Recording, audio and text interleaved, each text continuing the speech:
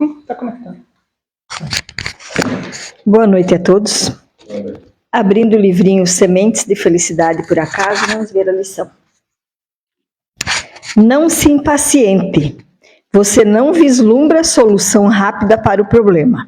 São muito fortes os empecilhos, os atrapalhos. Nada caminha como você deseja. Mas apesar das dificuldades, lembre-se de que o tempo tudo soluciona.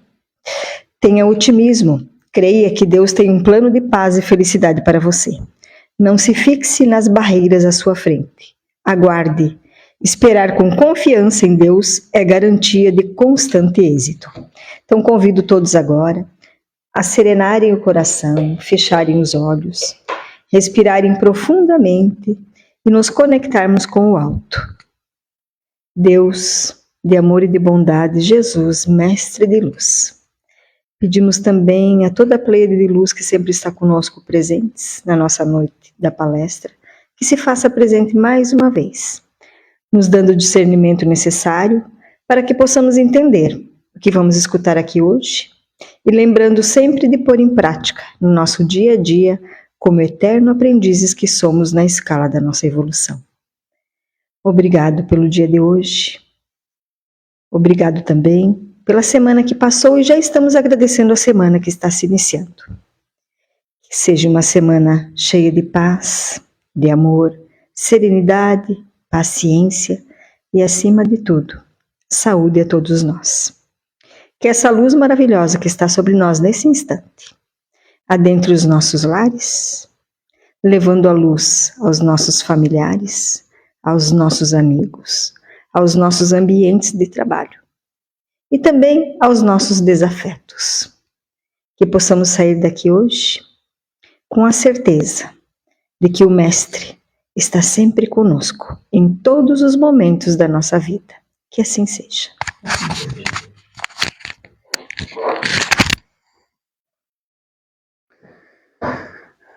Queremos pedir desculpas.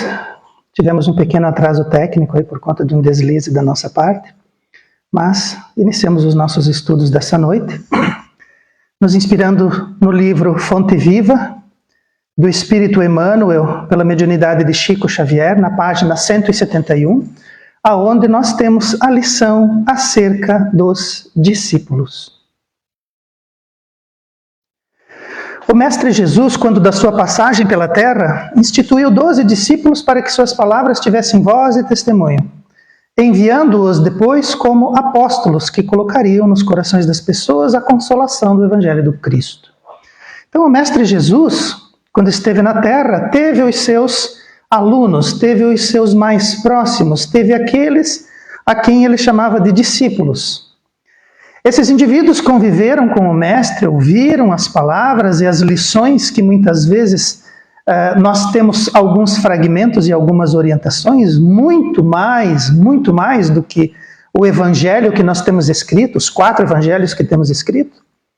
E com certeza obtiveram do Mestre muitas lições valiosas que com certeza levaram e transmitiram nas suas peregrinações posteriores. Então, esses indivíduos, eles eram os discípulos. Depois, mais tarde, nós temos um novo tempo, um novo título envergado por ele, que era o dos apóstolos. No caso dos apóstolos, eles já estavam trabalhando, eles já estavam agindo, eles já estavam se deslocando, eles já estavam a trabalho, trazendo e levando a consolação do Evangelho de Jesus por onde eles passavam. Essas palavras, apóstolo e discípulo, elas têm origem grega e elas podem nos confundir na sua etimologia. E por essa razão devemos estudá-las em seu contexto, de modo a melhor compreender que o discípulo é o aluno, o aprendiz, aquele que aprende, e apóstolo vem de mensageiro, de enviado, de porta-voz. Então nós temos 2 momentos. No momento em que eles são discípulos, eles estavam aprendendo.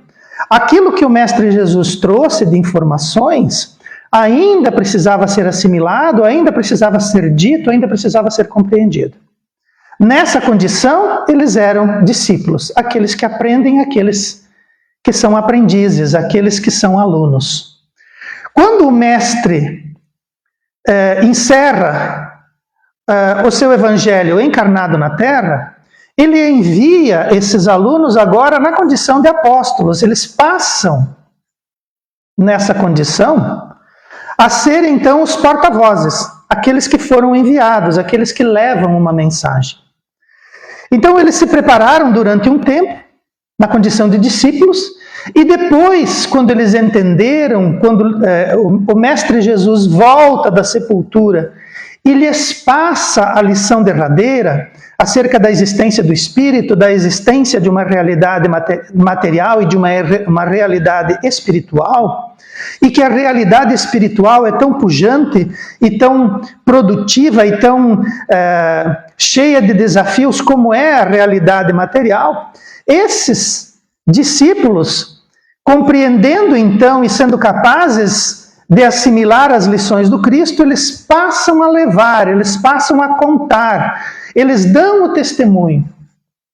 E dentro da tradição, o indivíduo que falava, o indivíduo que se mostrava, o indivíduo que dava o seu relato, dava o seu testemunho, isso dentro daquela sociedade tinha um peso muito grande.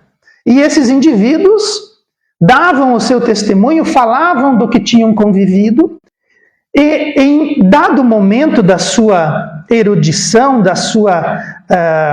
do seu apostolado junto aos seus discípulos, ele traz para nós de nos prestarmos ao serviço e ao trabalho, de nós não nos furtarmos das atividades e das coisas que nos são inerentes,